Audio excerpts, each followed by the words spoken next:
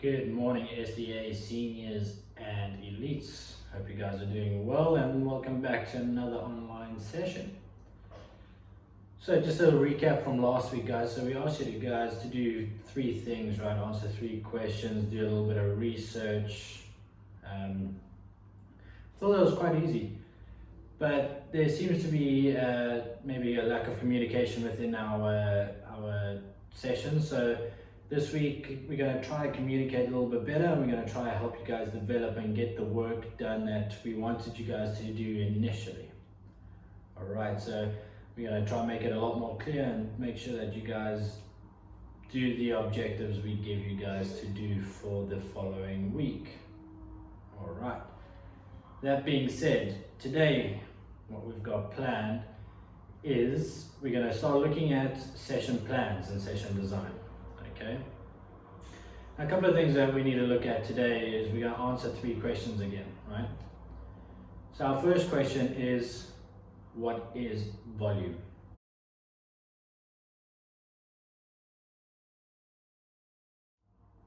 Now when we're looking and thinking about volume, we're referring to how many sets and reps we are doing for each exercise.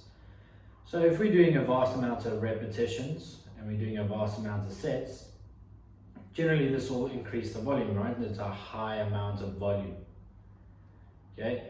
Normally what we try and think of as well is that if we are doing long running sets, okay, or long running distances, or we're doing very long sort of cycles or long swims, we say the volume of the session or the volume of that set itself is quite high.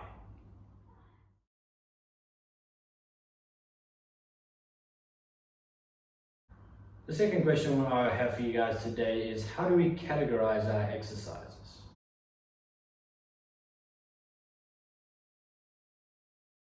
Okay, so if you think about how do we categorize our exercises, we've got a few types of exercises that we try and look at, right? Okay, so we've got our primary or our compound, meaning multi-joint, okay? So meaning obviously how many parts of the body are in motion when doing the movement, okay? That's your primary or your compound. When we're talking about secondary, we're thinking about maybe over a single joint, okay? Instead of very much the multi-joint that we've just spoken about, okay? And then we've got our auxiliary exercises. Now with the auxiliary exercises, these exercises normally complement the other exercises. They complement your compound movement, your squats or your deadlifts or your bench press or your bent over rows. They will focus on smaller muscle groups, but also become very effective in improving our other lifts, okay, our compound movements. So these are the three types of movements that we look at when we're looking at designing a program or categorizing our exercises.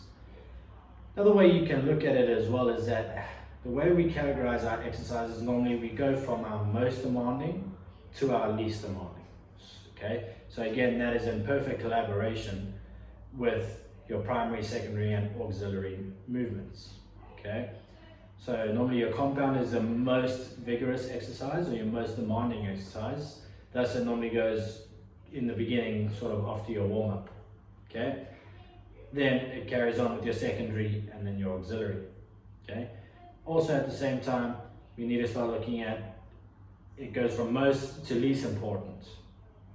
Okay, so if you as an athlete have something that needs to be completed, that needs to be done in a certain way, then you do your most important one first, okay, based on your needs analysis.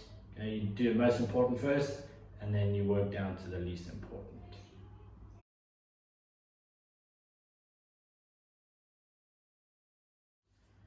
Lastly, we're going to look at something called a force velocity curve, which I'll attach to the video as well.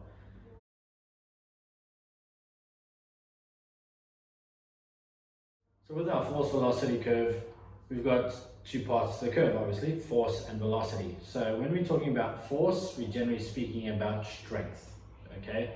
And when we're talking about velocity, we're talking about speed. So now we've got a curve that runs along, which I'll show you, okay? Now, if you have high force, generally your velocity is very low, okay? And generally, if you got super high velocity, your force, your strength is quite low, okay? So we need to try find the perfect sort of balance between the two, especially for your sport. Each sport will have a different demand, thus you need to be able to distinguish which part of the curve you need for your sport, okay? If you're a sprinter, we need to move more towards the high velocity side and not worry too much about the strength, but we also still need to be strong enough, okay? If you are a powerlifter, you don't have to worry about the velocity too much. You're always just worrying about being as strong as possible, okay? That is your force velocity curve.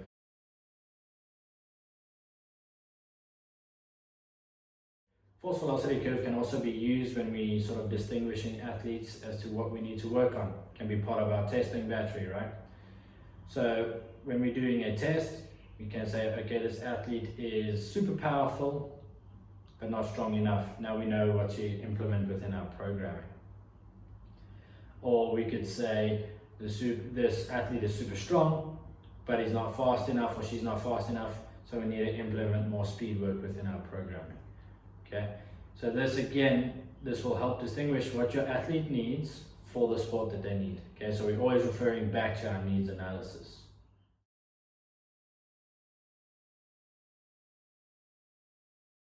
So what I want you guys to do for next week, okay, based on what I've just said and based on all the information that we've just given, okay, I want you guys to go and create your own session, okay?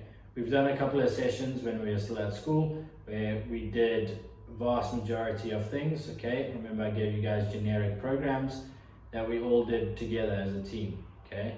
Remember we had some sort of jump, we had some sort of compound movement, and then we had our auxiliary movements and core workout, right?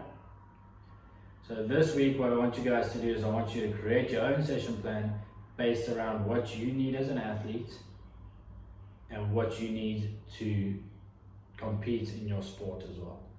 Okay, so what is specific to you and what is specific to your sport.